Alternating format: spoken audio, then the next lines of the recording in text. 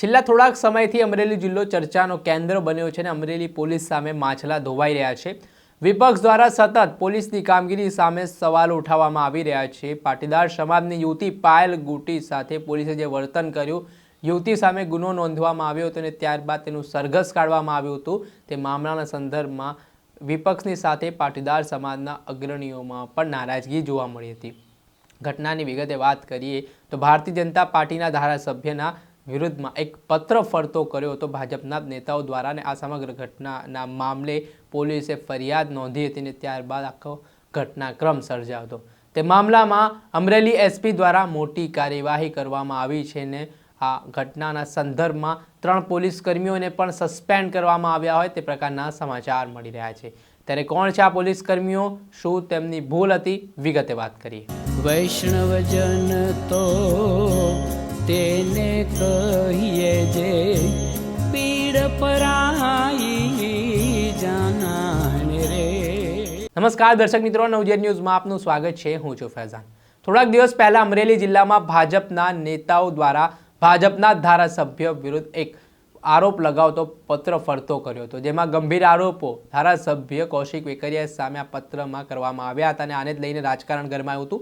જે મામલાના સંદર્ભમાં અમરેલીના ધારાસભ્ય કૌશિક વેકરિયાએ ભાજપના જ નેતાઓ વિરુદ્ધ ફરિયાદ નોંધાઈ હતી। આ ઘટનાના સંદર્ભમાં અમરેલી પોલીસે ભાજપના નેતાઓની ધરપકડ કરી હતી અને સાથે જ ભાજપના નેતાના ત્યાં કામ કરતી યુવતી પાયલ ગુટીની પણ ધરપકડ કરવામાં આવી હતી અને તેમની સામે પણ ગુનો નોંધી જાહેરમાં તેમનું સરઘસ કાઢવામાં આવતા આ વિવાદની શરૂઆત થઈ હતી। આ મામલાના સંદર્ભમાં વિપક્ષી નેતાઓ અને પાટીદાર સમાજના અગ્રણીઓ સતત સરકાર અને પોલીસની કામગીરી સામે સવાલ ઉઠાવી રહ્યા છે અને આ પ્રકારની જે ઘટના બની છે તે ઘટનાને વખોડી પણ રહ્યા છે।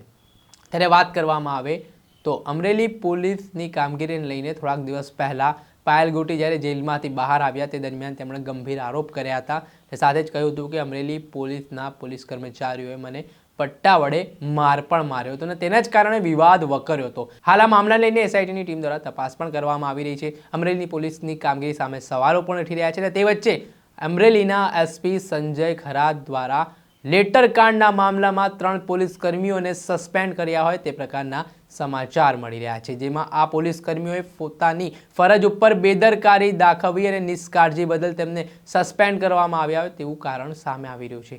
જેમાં વાત કરીએ તો લોકલ ક્રાઇમ બ્રાન્ચમાં ફરજ બજાવતા head constable Kishan Asudariya, police constable Varjangbhai Mulyasiya અને પોલીસ મહિલા કોન્સ્ટેબલ હિનાબેન મેવાડા, આ 3 પોલીસ કર્મીઓને સસ્પેન્ડ કરવામાં આવતા અમરેલી પોલીસમાં ખળબળાહટ મચી ગયો છે। થોડાક સમયથી વિપક્ષ દ્વારા પણ સતત પ્રહાર કરવામાં આવી રહ્યા છે। વિપક્ષી નેતા પરેશ ધાનાણીએ તો વાત કરી છે કે જ્યાં સુધી જવાબદાર વ્યક્તિ જે હોય પાયલ ગુટીના કેસમાં તેમને ડિસમિસ કરવામાં નહીં આવે ત્યાં સુધી તેઓ પોતાનો વિરોધ છે તે યથાવત કરશે। ધરણા પ્રદર્શન છે તે ચાલુ રાખવામાં આવશે અને તે વચ્ચે હવે એક બાદ એક જે કોઈ પણ અધિકારીઓ આમાં જવાબદાર હોય તેમની સામે કાયદાનો સકંજો કસ્યો હોય તેવું કહેવાય રહ્યું છે। પરંતુ આ સમગ્ર ઘટનામાં કોઈ ઉચ્ચ અધિકારીઓ સામે પણ કાર્યવાહી થાય છે કે માત્ર નાના કર્મચારીઓ સામે આ પ્રકારની સસ્પેન્ડની કાર્યવાહી કરીને એસપી સંતોષ માને છે તે આગામી સમયમાં ખબર પડશે। દર્શક મિત્રો, ત્યાર સુધીમાં બસ આટલું। આવા નવા વિડીયો સાથે આપણે માહિતગાર કરતા રહીશું, એટલે નવજીવન ન્યૂઝની ચેનલને આપ લાઇક કરી લો, સબસ્ક્રાઇબ કરી લો અને શેર કરવાનું ભૂલતા નહીં।